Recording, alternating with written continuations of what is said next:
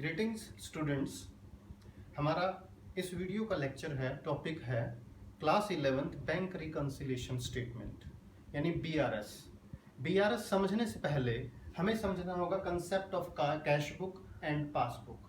Cash book आप सभी कर चुके हैं, एक बार फिर से देखिए। कैश बुक हमारा जो फोकस है वो है बैंक कॉलम पर। मैंने बैंक लिखा है, देखिए यहाँ भी बैंक कॉलम, बैंक इटसेल्फ यानी कैश बुक का बैंक कॉलम। बैंक कॉलम में होता क्या है, देखिए, treatment of check issued and check received. देखिए, जब भी हमें किसी से पैसा मिलता है चेक से तो हम उसको कैश बुक के डेबिट में लिखते हैं यानी प्लस कर देते हैं। जब भी हम किसी को चेक इशू करते हैं, इशू का मतलब होता है पेमेंट बाय चेक, तो हम उसे कैश बुक के क्रेडिट साइड में लिखते हैं। अब ये चेक जो रिकॉर्ड होंगे ये सिर्फ कैश बुक में ही रिकॉर्ड नहीं होते, ये बैंक में जो हमारा अकाउंट है उस अकाउंट में भी रिकॉर्ड होते हैं और उसकी हमें एक स्टेटमेंट मिलती है जिसे हम बोलते हैं पासबुक। अब आपको एक कंसेप्ट और समझना होगा कि कैश बुक और पासबुक में डेबिट और क्रेडिट का मीनिंग क्या है। देखिए यहाँ देखिए, cash book, debit means plus, हमारा बैंक बैलेंस प्लस हो रहा है, क्रेडिट मीन्स माइनस यानी हमने चेक से पेमेंट की है और हमारे अकाउंट से पैसा माइनस हो गया। लेकिन पासबुक में रिवर्स है, क्योंकि पासबुक कौन मेंटेन कर रहा है, हमारा बैंक मेंटेन कर रहा है, बैंक उसकी एंट्रीज करता है। वहां पर क्या है, देखिए यहाँ डेबिट का मतलब प्लस है, बैंक में डेबिट का मतलब माइनस है यानी हमारी तरफ से पेमेंट हो गई। यहाँ क्रेडिट का मतलब माइनस है, बैंक में देखिए क्रेडिट का मतलब क्या है, प्लस है। इस कंसेप्ट को स्टूडेंट्स अगर आप समझ गए तो बीआरएस मोस्ट इजी चैप्टर है क्लास 11th का। देखें एक बार, debit means plus in cash book, लेकिन पासबुक में क्या है वो क्रेडिट। अगर हम माइनस की बात करें पेमेंट की, यहाँ क्रेडिट मीन्स माइनस और यहाँ पर डेबिट मीन्स माइनस। इस कंसेप्ट को समझिए बेटा, यानी कैश बुक में डेबिट प्लस है तो पासबुक में क्रेडिट प्लस है, कैश बुक में क्रेडिट माइनस है तो पासबुक में डेबिट माइनस है। नहीं तो इसकी वजह से भी कुछ ट्रांजैक्शंस में गलती हो जाती है उसको समझने में। अब आइए आप यहाँ पर मैं एक एग्जांपल लेकर चलता हूँ। हमने किसी को चेक से पेमेंट की बेटा, तो हम क्या करते हैं, पेमेंट साइड है क्रेडिट, मान लो किसी को भी बाय ABC को हमने पेमेंट की 8000 रुपीज़ की, यानी माइनस का मतलब हम कैश बुक के क्रेडिट में लिखते हैं। यहाँ पर क्या होगा, डेट लिखी जाएगी, पर्टिकुलर्स, चेक नंबर लिखा जाएगा और ये माइनस कर देंगे डेबिट यहाँ पर 8000। इस ट्रांजैक्शन से हमें पता चलता है कि जितनी भी चेक की ट्रांजैक्शन होंगी जैसे वो कैश बुक में होंगी उसी हिसाब से वो पासबुक में होने चाहिए, और जैसी वो पासबुक में होती हैं उसी हिसाब से वो कैश बुक में होनी चाहिए। यानी कैश बुक का जो बैंक कॉलम है उसका जो बैलेंस आता है वही बैलेंस हमें पासबुक बताए कि हमारे बैंक में कितने पैसे जमा है। मान लो हमारी कैश बुक बता रही है कि हमारे बैंक में 2 लाख रुपए जमा है, 2 लाख रुपीज डिपॉजिट हैं। वही बैलेंस हमें किससे पता चले, हमें पासबुक से पता चले। लेकिन नॉर्मली यानी रूटीन में क्या होता है, at the end of the month ऐसा होता नहीं है। हमारी कैश बुक कोई और बैलेंस बताती है और पासबुक कोई और बैलेंस बताती है। मान लो हमारी कैश बुक बैलेंस बता रही है कि बैंक में हमारे 2 लाख रुपीज हैं, हो सकता है पासबुक कहे कि बैंक में आपके 3 लाख रुपीज हैं। अब ये तो कैश बुक गलत है या पासबुक गलत है, तो स्टूडेंट समझिए यहाँ गलती नहीं होती। यहाँ ट्रांजेक्शन्स जो रिकॉर्ड होती हैं वो थोड़ी आगे पीछे रिकॉर्ड होती हैं, वहाँ डेट की डिफरेंस आ जाता है। डेट का डिफरेंस कैसे आता है मैं समझाता हूँ बेटा आपको। देखिए, एक वर्ड होता है इशू, इशू का मतलब पेमेंट बाय चेक। मान लो हमने एक चेक इशू किया ₹50,000 का और ये चेक इशू किया 31 मार्च को यानी at the end of the month. हमने एक चेक इशू किया 50,000 का, कब, 31 मार्च को। तो हमने क्या किया, अपनी कैश बुक को माइनस कर दिया। जब भी हम चेक इशू करते हैं तो यहाँ लिख देते हैं, यानी हमारे हिसाब से हमारा बैंक बैलेंस 50,000 कम हो गया। लेकिन वो पर्सन बैंक में पैसे लेने गया ही नहीं, और अगर जाएगा भी तो बैंक से चेक को क्लियर होने में, पेमेंट मिलने में, एक अकाउंट से दूसरे अकाउंट में ट्रांसफर होने में अगर दूसरा बैंक है तो 2 से 3 दिन लग जाते हैं। यानी हमारी कैश बुक के हिसाब से तो हमारी पेमेंट हो गई 50,000, लेकिन बैंक से वो पेमेंट नहीं हुई, तो 50,000 का डिफरेंस आ जाएगा। पासबुक में हमारे 50,000 ज़्यादा दिखेंगे डिपॉजिट, और कैश बुक में 50,000 कम दिखेंगे। यानी ये कोई ना बैंक की गलती है ना हमारे अकाउंटेंट की गलती है। ये क्या है, ये डेट की वजह से ऐसा होता है कि at the end of the month कुछ ऐसी ट्रांजेक्शन्स होती हैं वो कैश बुक में रिकॉर्ड हो गई तो पासबुक में नहीं हुई, और अगर पासबुक में रिकॉर्ड हो गई तो कैश बुक में नहीं हुई। जैसे मैं एक एग्जांपल और लेकर चलता हूं। मान लो बैंक ने हमारे अकाउंट में इंटरेस्ट क्रेडिट कर दिया at the end of the month. Bank ने हमें इंटरेस्ट दिया और हमारे अकाउंट में डिपॉजिट हो गए 3,500। ये प्लस है, देखिए हमारे अकाउंट में 3,500 इंटरेस्ट के प्लस हो गए। लेकिन हमें तो तब पता चलेगा जब हम बैंक में एंट्री कराने जाएंगे। हमने बैंक से एंट्री नहीं कराई, इसका मतलब ये हुआ हमने कैश बुक में उसे प्लस नहीं किया। यानी हमारी पासबुक में तो प्लस हैं 3,500, लेकिन कैश बुक में प्लस नहीं है, तो इस वजह से भी दोनों के बैलेंस में डिफरेंस आएगा।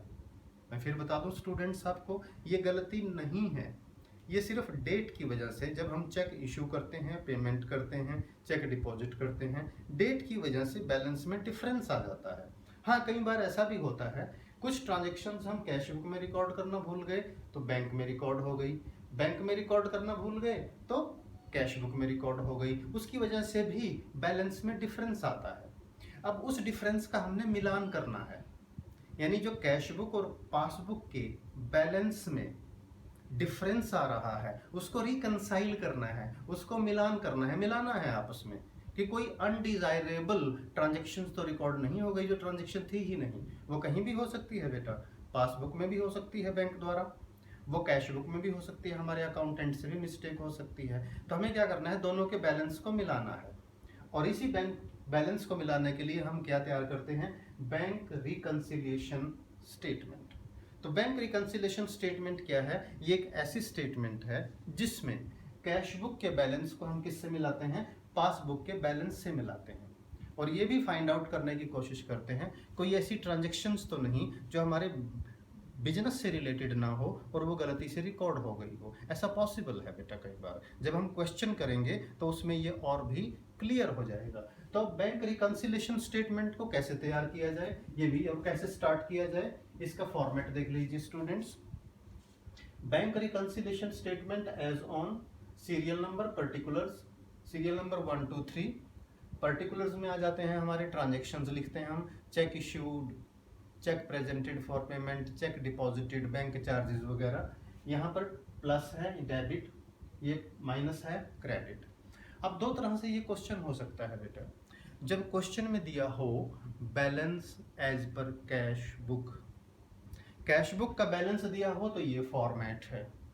कैश बुक का प्लस बैलेंस भी हो सकता है जिसे डेबिट बैलेंस बोलते हैं, कैश बुक का माइनस बैलेंस भी हो सकता है जिसे क्रेडिट बैलेंस बोलते हैं, उससे कोई फर्क नहीं पड़ता। क्वेश्चन हमने एक ही तरीके से करना है, ट्रीटमेंट वही होगा। ये प्लस माइनस मेथड है हमारा जिससे हम इस क्वेश्चन को करेंगे।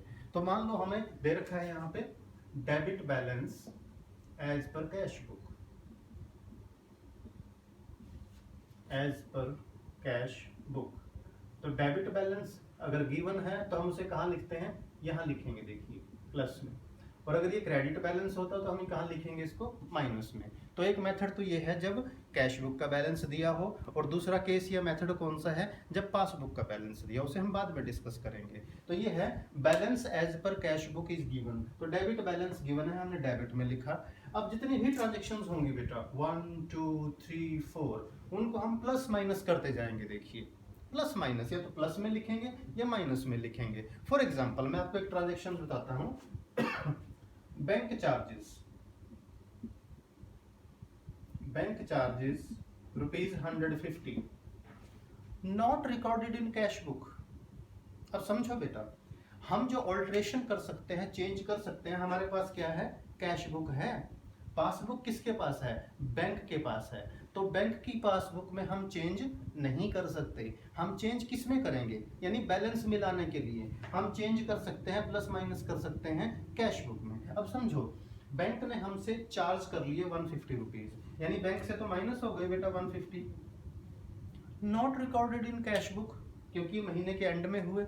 हमें इसके बारे में पता नहीं, यानी बैंक से तो माइनस हो गए और कैश बुक से माइनस नहीं हुए। तो जब भी balance as per cash book दिया हो, हमें वही करना है जो पासबुक में हो चुका हो बेटा। यानी हम डिपेंड किस पे करेंगे, we will depend on passbook. यानी जो पासबुक में हो गया प्लस है तो यहाँ भी प्लस कर दो, पासबुक में माइनस है तो यहाँ भी माइनस कर दो।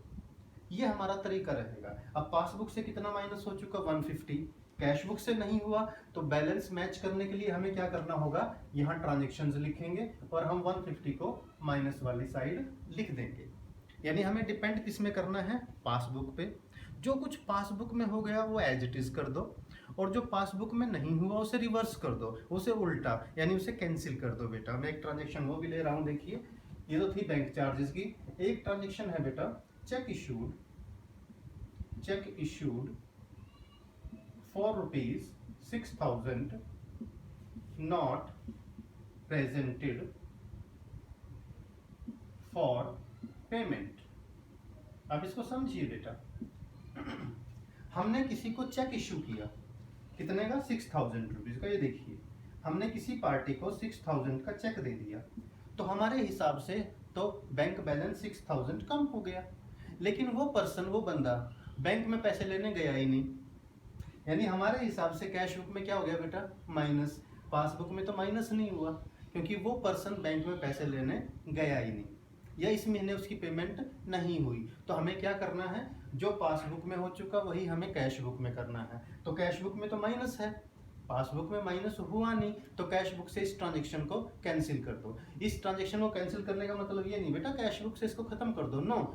BRS बनाते टाइम यानी बैंक रिकंसिलेशन बनाते टाइम हम अज्यूम करेंगे कि एक तरह से कैश बुक है और हमने इसको माइनस कर रखा है। कैंसिल करने के लिए हम क्या करेंगे, ट्रांजेक्शन नंबर 2 को प्लस कर देंगे बेटा।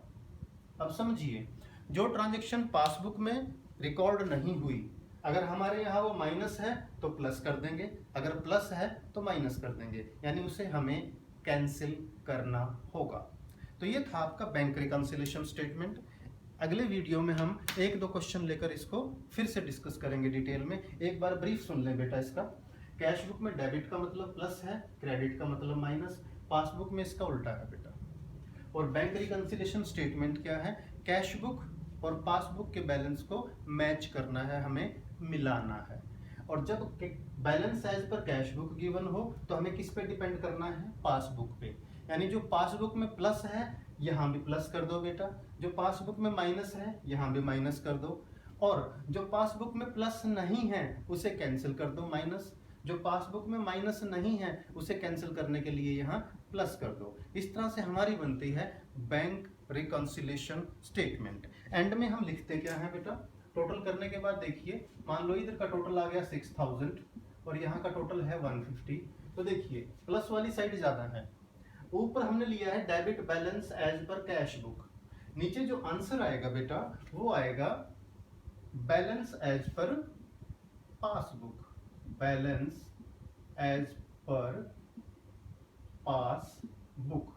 और ये कौन सा बैलेंस आएगा, देखिए 6,000 माइनस 150, कौन सी साइड ज्यादा है, डेबिट वाली। 5850 से डेबिट वाली साइड ज्यादा है, किसकी डेबिट साइड, कैश बुक की। और कैश बुक की जो डेबिट होती है वो पासबुक की क्या है बेटा, क्रेडिट है। तो हम यहाँ लिखेंगे क्रेडिट बैलेंस, यानी credit balance as per passbook कितना हो गया ये आपका 5850। तो ये BRS है बेटा, बैंक रिकंसिलेशन स्टेटमेंट। इसका हमने बहुत बेसिक किया है। वीडियो को बार बार देखें, अपने फ्रेंड्स के साथ शेयर कीजिएगा, लाइक कीजिएगा और चैनल को सब्सक्राइब कीजिएगा।